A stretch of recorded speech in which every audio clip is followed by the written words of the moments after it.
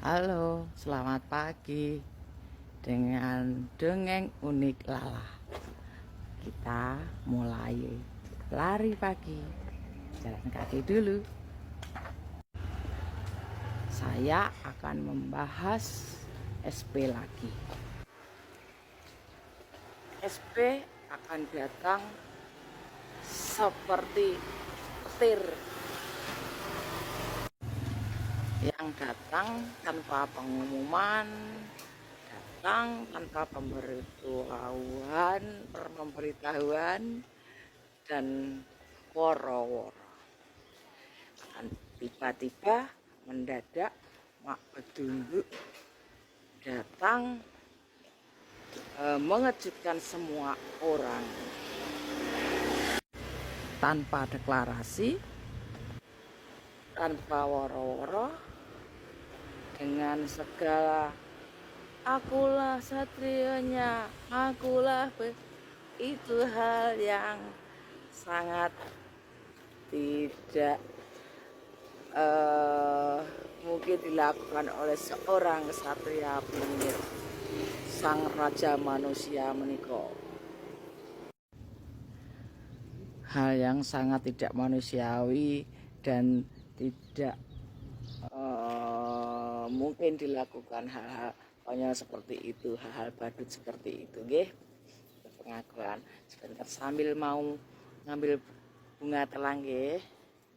Nih, bunga telang. Bagus untuk energi,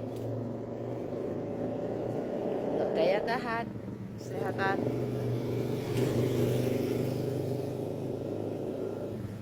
Ya, saudara.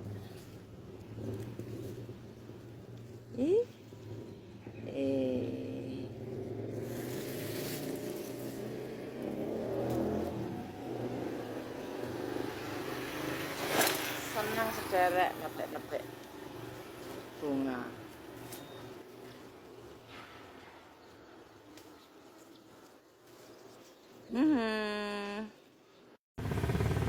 Dan SP akan datang bersama pasukannya, datang bersama sahabat-sahabatnya yang menjadi pasukannya, pasukan hitam yang berbenderakan bendera hitam bergambar lotus hitam.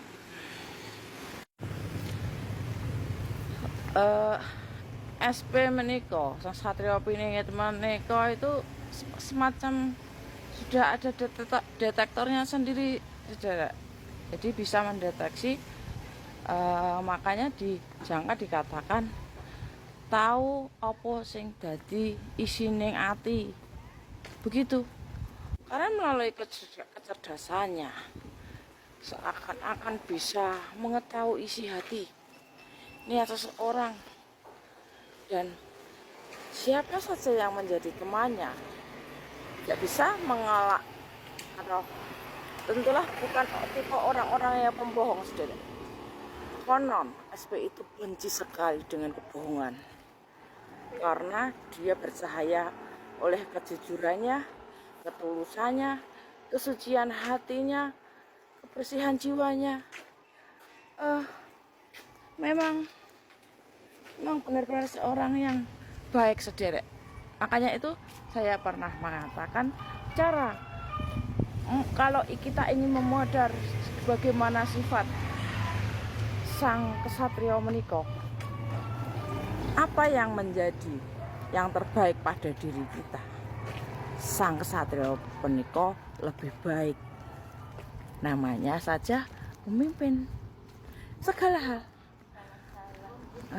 Apa yang jadi tonjolan atau istimewaan satu sifat manusia pada diri kita, dari kita pribadi maksudnya, itu sang ksatria ini kok lebih baik lagi, saudara. Begitu juga dengan kesedihan.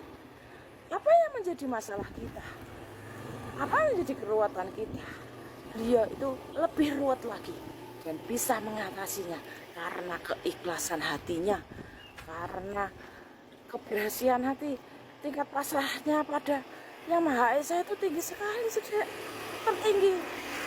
Makanya itu disebut pemimpin sejati, pemimpin akhir zaman. Ya, karena memang kelayakannya ya memang di atas rata-rata. Kalau di nilai itu ada kumlot, itu kumlotnya kumlot sing kumlot aneh ya, aneh, memang aneh, penuh keajaiban sang satrio menika. Raja kekoiban, raja kenyataan, ya begitulah. Itu versi saya. Kalau tidak terima, monggo, yang sirik kabur saja. Ya, karena sudah kewajiban kita memuja atau memuji segala sifat yang lebih mulai dari yang kita miliki. Ya, kalau seseorang mengakui kelebihan orang lain itu jelek, kalau bahasa gaulnya, bahasa pelajarannya. Kalau mulai secara sifat kemuliaan orang lain lebih mulia, ya harus kita akui.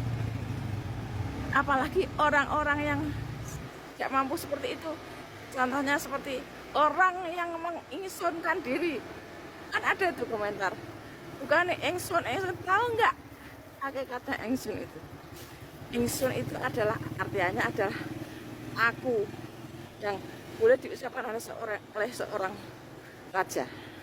Dan kalian komentar yang pernah mengingsunkan diri, ingsun begitu, kalian boleh menganggap raja, tapi ilmu Jawa, kata susila dan tata krama Jawa tidak begitu. Orang yang mengatakan ingsun, karena kata-kata ingsun itu berawal dari dasar bahasa Jawa, ingsun untuk raja. Dan bukan berarti terus dengan Anda menginginkan diri, lantas Anda mengatakan bahwa diri raja. Karena ingsun di sini mengatakan ingsun kalau ada di tahtanya, sedang duduk di tahta atau di kerajaannya, wilayah kekuasaannya. Kalau Anda merasa satrio pingit lalu mengingsunkan diri, itu konyol sederek. Berarti Anda bukan orang Jawa. Karena tidaklah mungkin orang Jawa mengingsunkan diri, ya. Lucu, saya juga sering, tapi saya saja sering lihat di pergaulan itu orang-orang golongan, ada satu golongan Madura dan sebagainya, itu karena Jawa tuh salah kaprah pengertiannya. Bicara mengakukan diri itu ingsun, saya pengen tertawa itu. Itulah hebatnya ilmu Jawa. Pengertian pun, penggolongan, pengkhususan dalam bahasa pun hanya bisa dimengerti adalah oleh orang Jawa. Saudara, dalam babakan satrio piningit menika, pastilah memakai patokannya harus memakai patokan Jangka Jayabaya itu. Jika Anda tidak mau memakai patokan Jayabaya yang semua isinya menyiratkan dan menceritakan tentang sang kesatrio menika, karena kata satrio piningit terus dari Jangka Jayabaya. Kalau penjenengan tidak mau mengugumi atau mentaati apa yang menjadi jangka kitab Jawa menika, ya nggak usah terjun di ranah satrio piningit. Di sana disebutkan semuanya, ciri-cirinya, ciri-ciri fisik maupun ciri secara mental, sifat dan bagaimana. Contohnya seperti berparas seperti Krishna, yaitu elok, enak dipandang karena selalu mendamaikan hati, tersenyum dan sebagainya. Bersifat seperti Baladewa, yang gagah berani, menjunjung keadilan, kejujuran, setia kawan. Hanya abang, itu tegas, begitu berwibawa. Itu sifat Baladewa. Jadi kalau tidak ada sedikit saja dari ciri-ciri serta tersebut yang diungkapkan, ya kita tidaklah perlu merasa seperti itu.